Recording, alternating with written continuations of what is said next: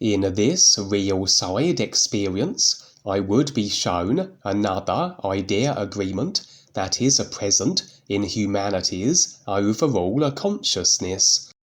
As the deciders of our experiences, every individual and indeed a species are the architects of their simulated effects, that unless an idea is installed in a consciousness, individually or species collectively, the simulated effected expression of that idea cannot feature.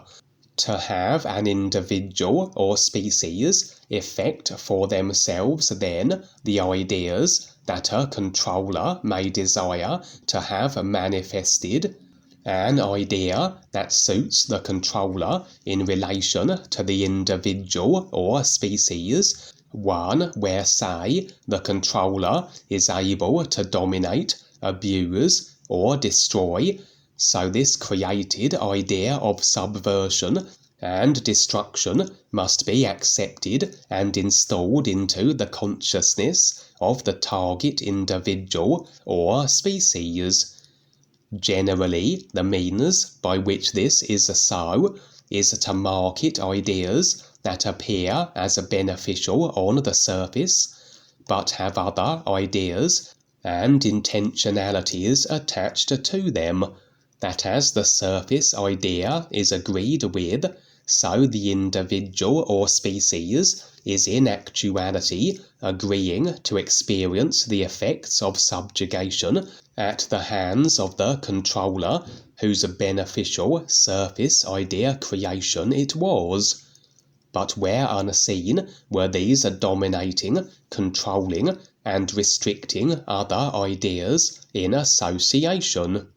Really then, the dark force controllers must have their slave species agree to their slavery, agree to its perpetuation and indeed escalation, through whichever delivery mechanisms allow the installation into a consciousness of these ideas, be it the marketed surface fronts, the subliminals via the various technologies. The game is to sneak in the agreements indirectly, attaching them with those that have appeal on the one-dimensional surface.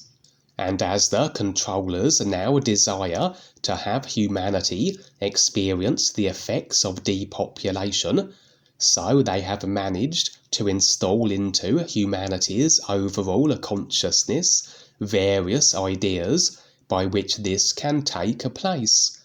And as to what will become humanity's overall experience depends on which agreement takes a prominence and is maintained as such long enough for it to become physical level manifest. In reality, every idea in all consciousness is in effect now. Every movie effected from every idea agreement is complete, but the design of the overall human consciousness as it effects the physical level decoding and simulation presenting body vehicle mechanics dictates that only a certain movie is playing at any given moment, and with the inclusion of time and space ideas, so the causes are not instantly the effects, as it is in isness reality terms, but rather process through from idea inception to effect outcome in a gradual process. Awareness, as operating through the physical body mechanics, must sit through what is an already completed movie in actuality, and only if the agreement is held to and maintained in its prominence will humanity reach the movie's conclusion, the effect, and if not, the movie is exchanged for another, which begins to roll out to its effect culmination point. And so we tend be shown on the real side the various potential agreements within an individual or a species consciousness, which will only become a physical level actualized if held to, as I said. This real side experience would be then another dark force installed agreement amongst the other agreements also present, be they dark force and dastardly, or those of a more beneficial life and awareness nature, such as the alien armada, etc. For I would find myself positioned at a particular Earth location, though it could have been anywhere, as this was a global impacting situation. Humanity's agreements, as extended to the dark forces' machinations, would include then the ability now of gigantic body forms to be marauding over every continent of the earth. So large were they, many miles in height, so numerous in their quantity, and so powerful were their forms, that they were laying waste to every city in their wake. No impressions were forthcoming as to the identities of these giant beings, evidently a dark force affiliated and content to assume the role of planetary destroyers as just another option for human depopulation. Perhaps they were the ancient god beings that I have made mention of on previous real-side experiences, many of which are eager to lay waste to the earth, as just like the dark force reptilians, they desire agreements to be retained just as they are in overall consciousness, as these agreements maintain their positions of power, etc., and with humanity waking up, and the planet Earth being the chosen position where the new presentation is operating, so is the desire of the ill-intended to destroy the planet and all of humanity. In addition to these giants would be a creature that was even vaster in size, one that comprised of a more cloud-like gaseous body form, and where only its enraged face was apparent, the face loosely resembling that of a humanoid. It would be traversing the globe, and from its mouth would pour a terrible fire, where all in its path, be it structure or nature, would be incinerated. The only body forms unscathed would be the giants. This then, very apparently, was a joint effort on the part of them and this cloud-like gaseous, fire-exuding being. Again, the identity of this gas being was undisclosed to my personal self, but quite clearly a body type not only vast, but powerful in its developed capability, particularly where destruction was concerned,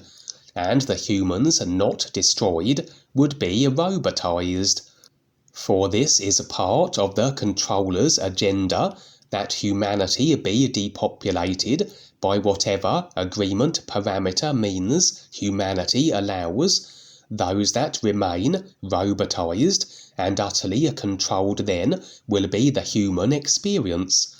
as through the robotized forms will the very idea creating and simulation effecting mechanics be commandeered through technology, that all the surviving humans now robotized will be locked into. But curiously here, as vast numbers of humanity were destroyed by the giants and the gas beings' onslaught, the giants and the gas being no longer would be then featuring, their depopulation efforts satisfactory for the dark forces, but just prior to the robotization as activated with those that survived, other giant robots, equally as large as the giants, would walk the earth. Where these mile-tall robots had come from, again, wasn't made apparent. There was the possibility that the giants had been in some way caught in the robotization process, that was set to befall humanity's survivors. Perhaps it was an activated frequency that would encompass all biological, Earth-based life, including then these giants. And if they were indeed these ancient godlike beings, then they had inadvertently been robotized also. Very likely the dark forces knew this would occur, but hadn't happened to mention this to these giants. But this I couldn't verify, mere speculation. After all, these god beings were very creationally powerful, and it seems unlikely they would easily be misled, duped, double-crossed, or deceived. Of the fire-breathing gas being there was no sign, however, and now all the surviving humans would be robotized also, but they would not become as individual robots. The impression was of as though the very simulation which was humanity's experience being gradually compressed, which would make sense considering the situation. As for restricting and controlling circumstances to escalate, as the robotic form is as an expression of, so must there be a greater restriction of agreement in a consciousness that effects such to be. And as this event proceeded, the entirety of surviving humanity would as though coalesce into one singular, enormous robot and join the other robot giants, walking the earth somewhat aimlessly, as though awaiting further instructions, which would indeed soon come in the form of a complete body-vehicle mechanics simulation generating control via technology that all the robot forms were locked into. A single human robot as a reflected, consciousness-affected body form, where since the idea-generating mechanics of the surviving humans were micro-managed, that they all were identical as dictated by the controllers, as idea agreements converge, so must effected from them environmental, circumstance and body form do likewise, and to the extreme extent of individuals' idea agreement creations being identical, as was the case here via the technology and robot forms, so in actuality, even individuality of a robot form was not effected, but instead an overall giant robot that was the overall consciousness of all surviving humans. Observing this unfolding event to this point, so would the impression conveyed in literal words be so, the end of the world, or the end of humanity's experience as it had previously been, giving way to what it had now become. However, the scene would switch, and a period of time so-called had elapsed, the exact duration wasn't made apparent,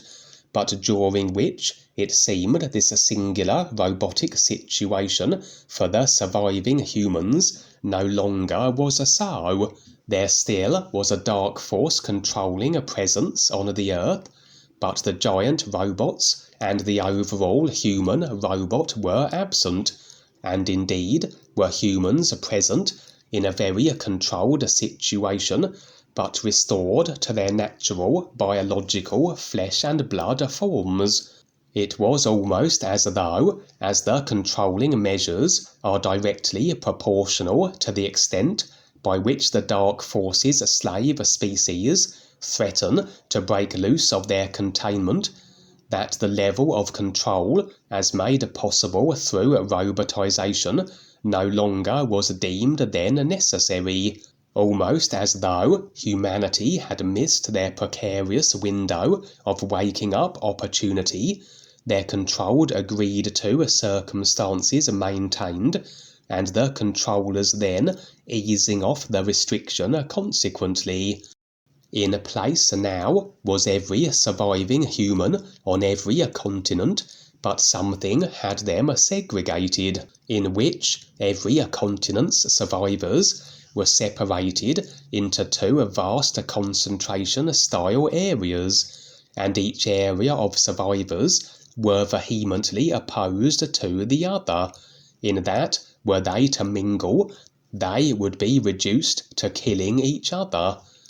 That all human survivors were locked in the prison yard, a far more advanced and restricting Orwellian control system in place as it currently is now, but somehow, through the years that had passed by since the robotization event, with humanity's survivors now restored to their biological forms, so had the idea been implanted throughout humanity's consciousness, which not only had this divide in place, but expressed as the compulsion for each group to want to destroy the other, a dark force mechanism of control via dividing humanity and having them turn on each other, that they don't unite and be less manageable, referred to as divide and conquer, by whichever mechanism such idea inclinations were installed.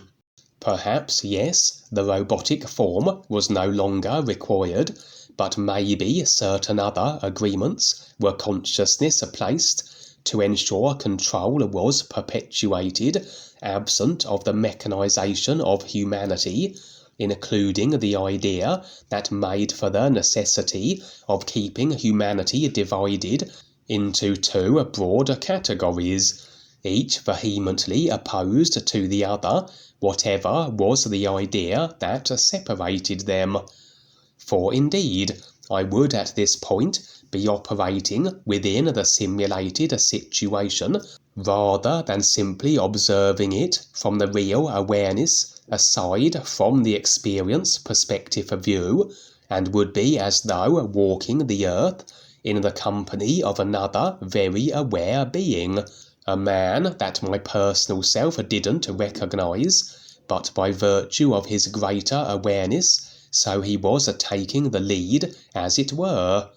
The clothing of the divided survivors was very primitive, almost a throwback to more Viking times as a visual example, comprising of animal furs and such, and the technologies prevalent in humanity's experience just prior to the robotization phase were no longer in existence now, had given way to a more rudimentary situation, as though a kind of reset, where humanity were denied the technological luxuries and conveniences they once had access to. The dark force controllers still present and policing the situation, as I said, still had access and utilized what technology was necessary, though the humans deprived of it, with the humans only a compulsion being acceptance of simplicity of circumstance as provided by the controllers, and that of wanting to kill any human that wasn't part of the subdivided group they were in. Seems this aware individual and myself were still seeking to assist humanity, despite the situation they now found themselves within. For as we walked the globe, we would approach the fenced-in, segregated areas each divided group of human survivors resided in, and shoot an arrow between the eyes of each of what were every group's leader. This more symbolic than literal, projectiles representing ideas as they do on the real side, so accepted seemingly were the ideas we were creating and affording to the leaders specifically, as the groups would adhere to their dictates, the leaders having the most sway and influence over all they were in command of. Very likely then ideas that would improve their circumstances, and where the projectile idea would hit home, this revealed ideas they were in accepting of and agreement with, very likely is pertaining references and so forth, that regardless of how mired into our restricting creational positions we can become, at any moment we can decide differently. If intent changes, so will what is effected, and we can dig ourselves out of the darkest and deepest holes. The aware individual and myself were not alone in this assignment to assist humanity in this capacity within this particular idea agreement future view potentiality, but we were part of a team of other aware beings who were operating on the earth as it had become also, that as we went about our business of affording the opportunity of the ears to the humans, perhaps more likely we would be successful with them being as biological body forms, as opposed to robotized and completely controlled and therefore unreachable. We would have to traverse what was left of the cities of the world. All had been reduced to rubble practically. The humans, as I said, penned into a vast concentration-style camp areas that we would approach and fire our ears reference projectiles at the human leaders, and we would have to deal with various Dark Force military enforcers who would be stationed all around and within the fenced-in concentration camps and throughout the wastelands of civilization. For we had a base where we were operating from, which served as a sanctuary, and where we launched our human leader engaging assignments from, which really comprised of a random abandoned house which was in a slightly better state of repairs than most of what remained of the city it was in, and we would generally use the waterways, the rivers and canals via makeshift boats to afford ease of a transition from one area to the next. The military enforcers would all be wearing very sophisticated armor, sporting advanced lasers holstered at the hip, and all would be rather enormous in size and stature, even the females, rather suggesting they were reptilians, as they stood on average 7 to 8 feet in height, easily dwarfing your average human, though their bodies completely concealed in armor that what lurked beneath couldn't be visually discerned. As I said, we had many run-ins with the very likely reptilian militia. We had to nullify many of them as they interjected into our affairs and business. On one occasion would be a female, and as we removed her helmet she appeared human, though of course the reptilians are master shapeshifters. Impressions didn't verify they were reptilians, but based on their size, and that we only unveiled the face of one of them, who may have been in her human shape-shifted form, this was a safe assumption. Every time we returned to the house, our base of operations, we would have to be scanned by the others present through some form of handheld technology to determine if we had been bugged. As it seemed, not all militia would attack us. Instead, some were inclined to secure tracking devices to us if they could do so undetected, and determine the whereabouts of our base. Although the base was a dilapidated house, it also had a form of protection, which, although it still was visible, as we occupied it, we were moved out of phase subtly, that even should one of the militia enter it, we would be invisible to his or her eyes, as though, when within the house, we were removed to a dimensional or frequency position beyond which they could perceive.